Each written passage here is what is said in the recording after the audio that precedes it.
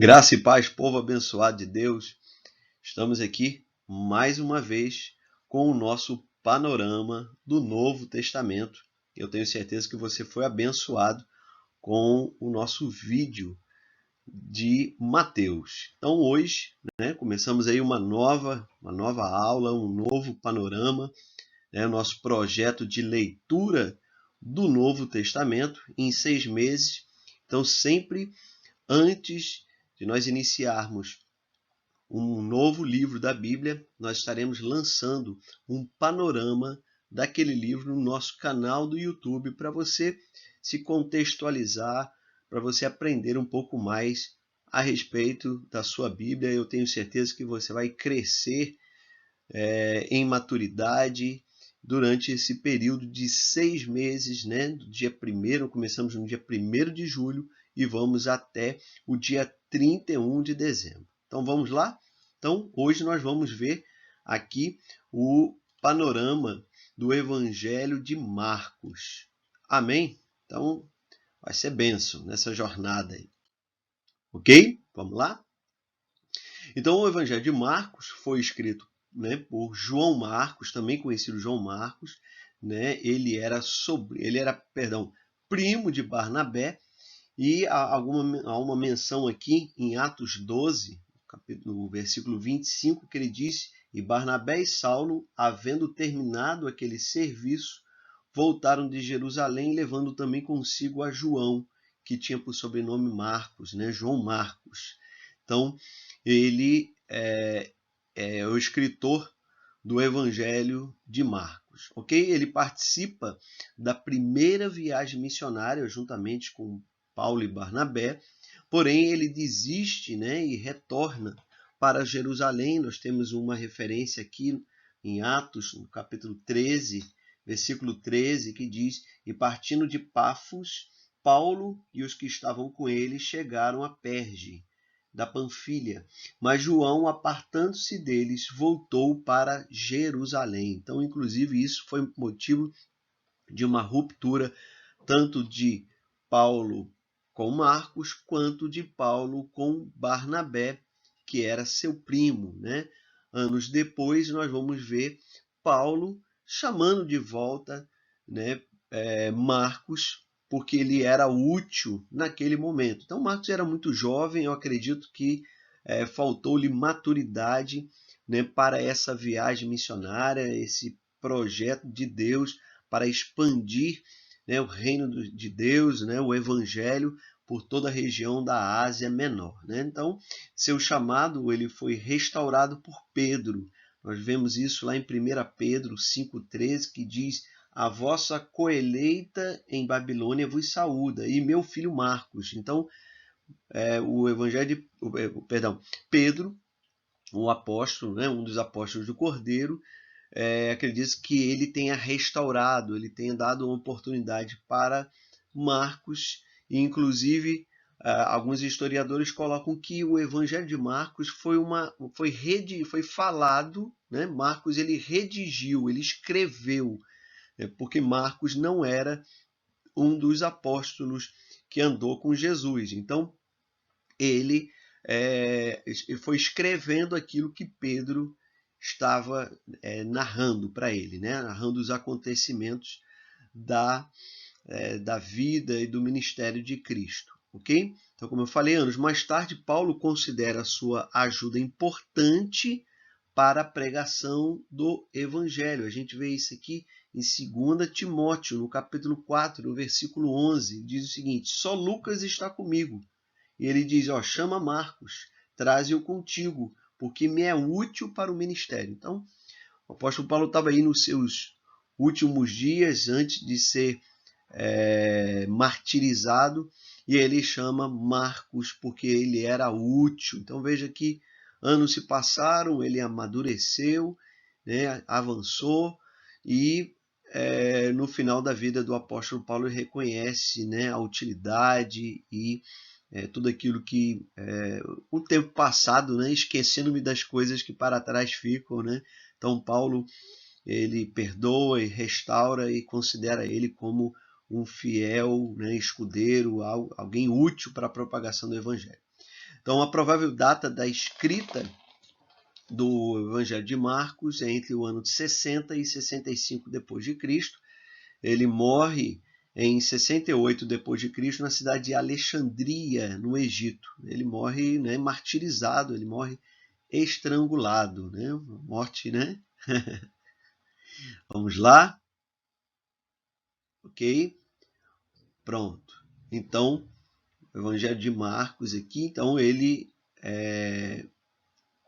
aqui em branco que você vai ver, né? Aqui tem as 3 viagens missionárias de Paulo. Então essa viagem aqui, esse trajeto aqui em branco, onde o laser point está passando aqui, ó, é a primeira viagem missionária. E você vai perceber que ele fala lá, né, em Atos, na cidade de Pafos, aqui na ilha de Chipre. Então, por aqui, para essa região aqui, João Marcos deixa Paulo e Barnabé, abandona e retorna aqui para Jerusalém. Então, foi bem no início da viagem, ok? Só uma observação.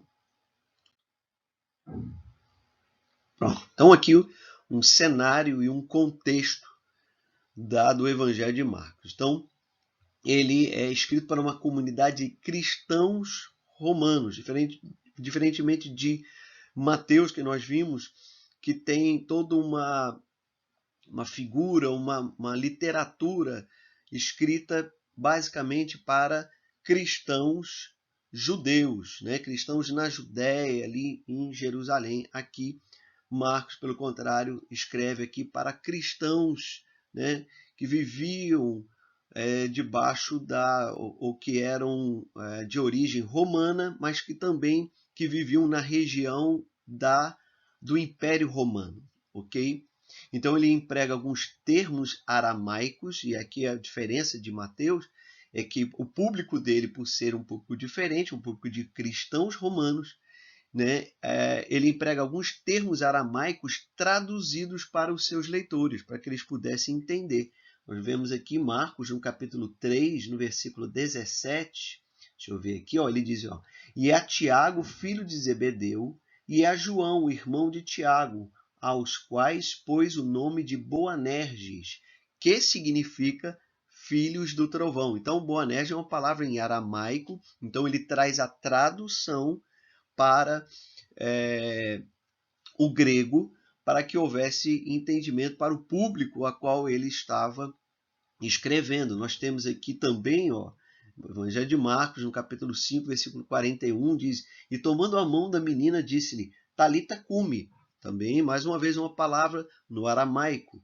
E ele diz, que traduzido é, menina, a ti te digo, levanta-te. Então ele está explicando aqui algumas palavras específicas para um público que não entendia, né, aquele idioma. Nós vemos também aqui citações de termos latinos, porque o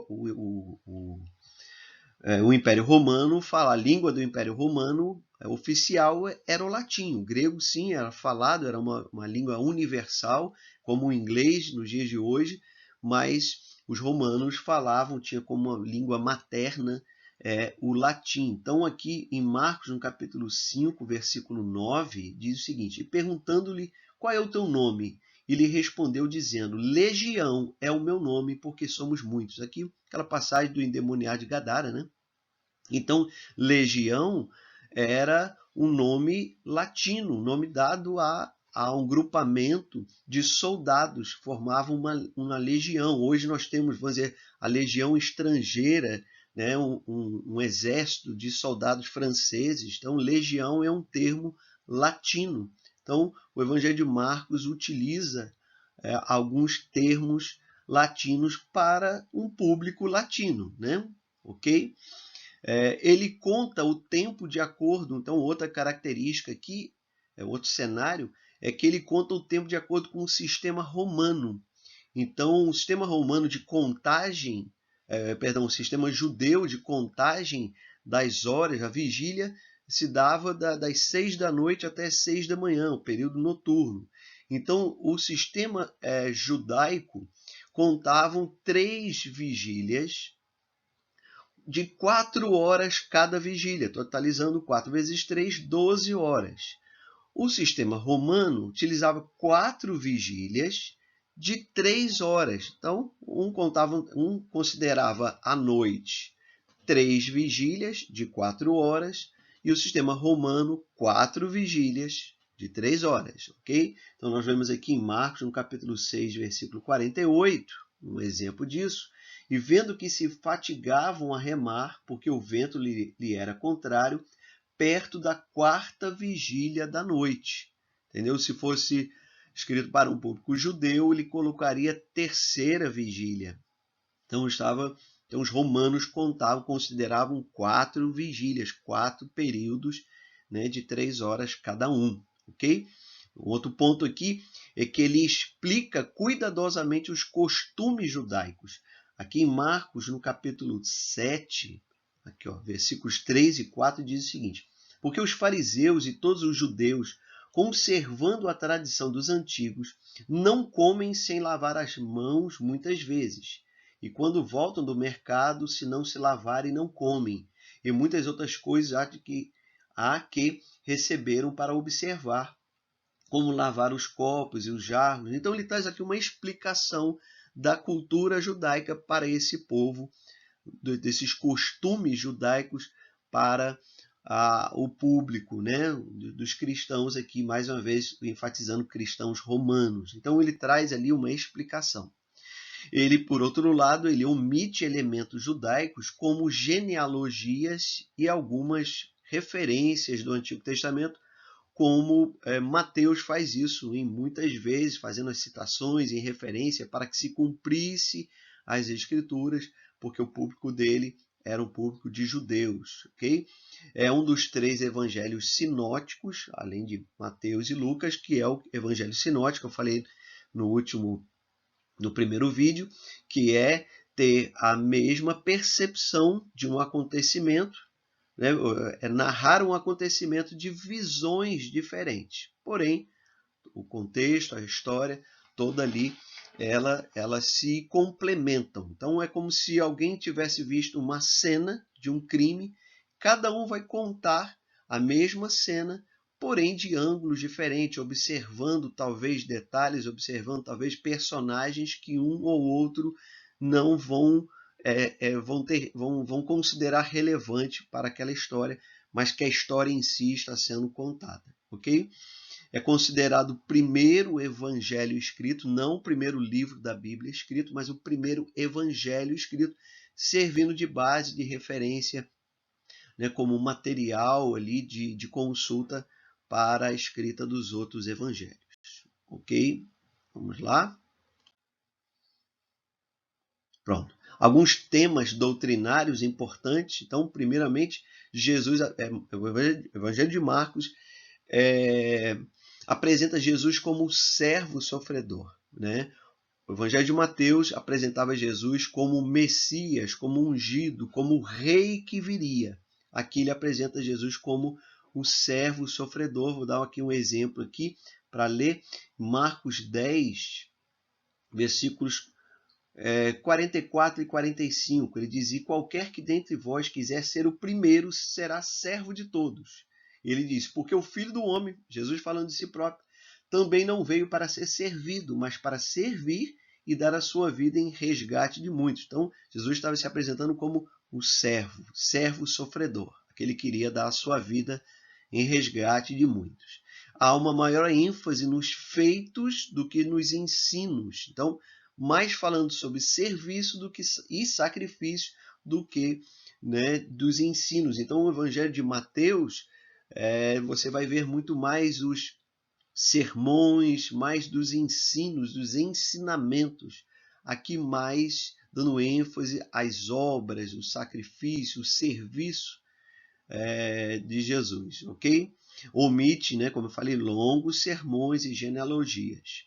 E é uma demonstração da humanidade de Cristo. Então, o Evangelho de Marcos traz aqui, né, demonstra algumas características da humanidade, do Deus homem. Então, Jesus tinha emoções. Então, Marcos aqui, capítulo 1, Versículo 41 diz o seguinte: E Jesus, movido de grande compaixão, estendeu a mão e o tocou e disse: Quero ser limpo. Então, ele se movia. Então, Jesus tinha emoções, ele tinha fome, ele tinha sede, ele tinha sono, ele se cansava. Então, ele era Deus homem, mas como homem, ele precisava se identificar com a humanidade, possuindo sim as emoções, os sentimentos e também as limitações. Então, Cristo também tinha suas limitações. Aqui no Evangelho de Marcos, no capítulo 11, versículo 12, ele diz o seguinte: E no dia seguinte, quando saíram de Betânia, teve fome. Jesus foi tentado no deserto e depois de 40 dias também teve fome. Então, ele tem fome como eu e como você. Então, ele teve fome como eu e como você. Sentiu todos os sentimentos, né, que nós temos, e a Bíblia diz que ele foi tentado em todas as coisas, né?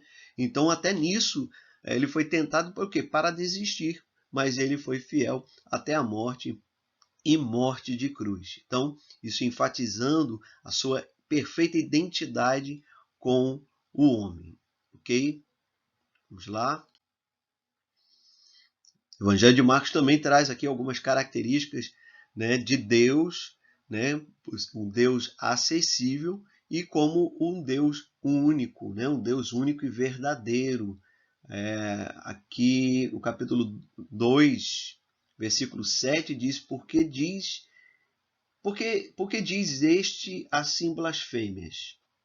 Quem pode perdoar pecados senão só Deus? Então, Jesus estava se apresentando como Deus único, né? Um Deus acessível, um Deus que se compadece dos seus filhos e era o único que tinha o poder para perdoar pecados. Então, Jesus se identifica aqui como Deus único, Deus verdadeiro, um Deus imanente, um Deus acessível que se compadece daqueles que Deus criou, né? Todos nós fomos criados em mais semelhança dele. O Evangelho de Marcos também traz curas e milagres, né? Cerca de 19 ocorrências, e existem apenas duas ocorrências exclusivas do Evangelho de Marcos, né? Que é a cura de um surdo mudo, né?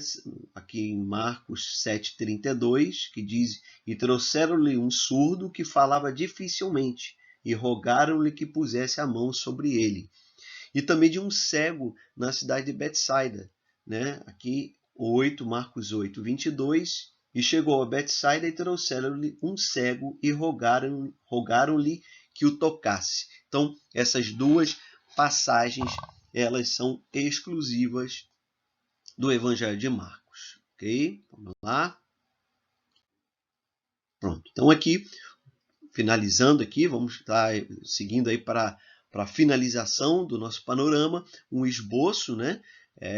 São os pontos centrais do Evangelho. Então, a primeira parte aí, a parte do deserto, da tentação, né? do revestimento do poder, né? Do Espírito Santo, João Batista, e o seu batismo e ao revestimento, né? O Espírito Santo descendo sobre ele como pomba, revestindo ele e levando ele ao deserto para ser tentado, aqui no capítulo 1, versículo 1 ao 13. Depois nós temos uma segunda parte que vai do capítulo 1, versículo 14 até o capítulo 7, versículo 23, que fala do ministério de Jesus na Galileia. Então, nós temos aqui várias passagens, né? São pontos centrais, pontos importantes, né? O chamado de seus discípulos, a defesa do seu ministério, o comissionamento, né? Para os 12 discípulos deles, né? Você já começa a iniciar os primeiros debates com escribas, com os religiosos da época, ele pregando por meio de pregando parábolas, mas explicando para os seus discípulos, ao contrário, né, dos seus opositores, né, onde não trazia essa explicação, porque o coração deles estava endurecido. Ele demonstra o seu poder, acalma tempestades. Então você vai ver aqui milagres, sinais, prodígios, maravilhas, testificando, né, dando testemunho de que ele era o Messias. O envio de seus discípulos de 2 a 2 para pregar, para proclamar o evangelho do reino, curando, libertando os oprimidos do diabo. Aqui o milagre, né, da multiplicação dos pães e peixes. Ele anda sobre as águas, cura, né, várias manifestações de cura e mais outros debates aqui. Tudo isso são acontecimentos na região da Galileia. Ok? Vamos lá. Passar aqui um videozinho aqui.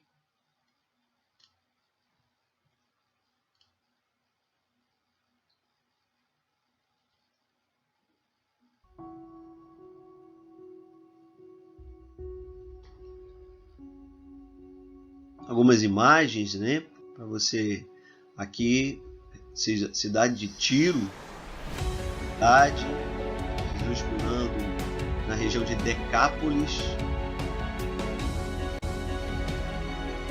depois ali na região leste ali do Mar da Galileia, Jesus alimentando, cura do cego de Betsaida, né, próximo do Mar da Galileia, instruindo seus discípulos na cidade aqui de Cesareia de Filipe, né?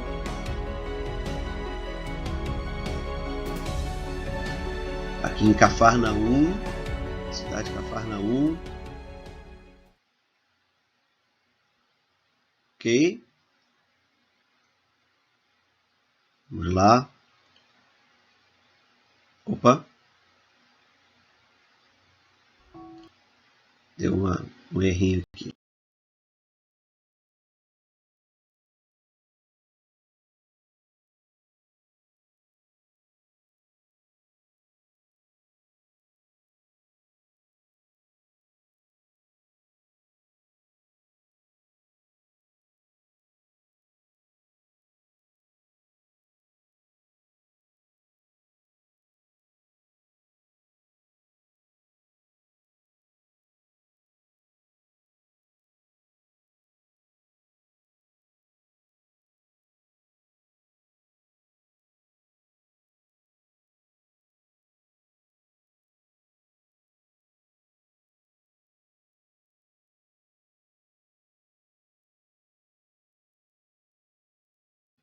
Pronto. Ok. Então vamos seguir. Então, finalizamos aqui a conclusão do seu ministério e a entrada triunfal em Jerusalém, né? Então, os preparativos, Marcos aqui vai falar no ministério de Jesus na Galileia e depois concluindo aí a entrada para Jerusalém, a entrada triunfal, abençoando crianças, confrontando, né, os seus discípulos, ensinando, né, confrontando, os seus opositores religiosos, manifestando mais uma série de milagres. Deixa eu passar aqui. E aqui é a consumação do seu ministério em Jerusalém. Mais um videozinho aqui para a gente. Aqui é uma narrativa da última semana de Jesus no domingo, a entrada triunfal. Segunda-feira, terça-feira, ele ensina as multidões.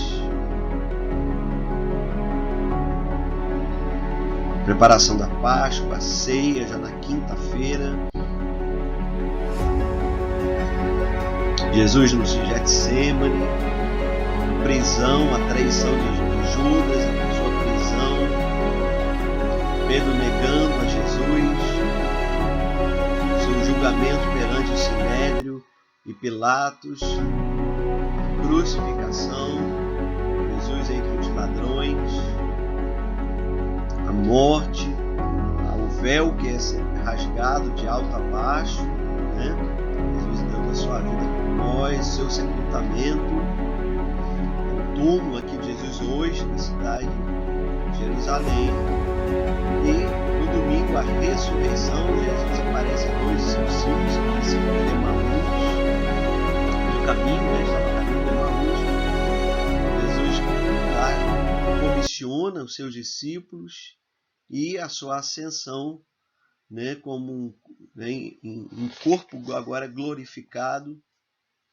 E ele diz que assim como os seus discípulos viram ele subindo o assunto aos céus, da mesma forma nós veríamos ele voltar entre nuvens para buscar a igreja, e esse momento pode acontecer agora, nesse momento, em todo momento. Por isso a igreja precisa, a vinda de Cristo é iminente, ou seja, ela pode acontecer a qualquer momento, e nós precisamos estar com expectativa para esse dia. Ora vem, Senhor Jesus, Maranata, vem buscar a noiva do Cordeiro.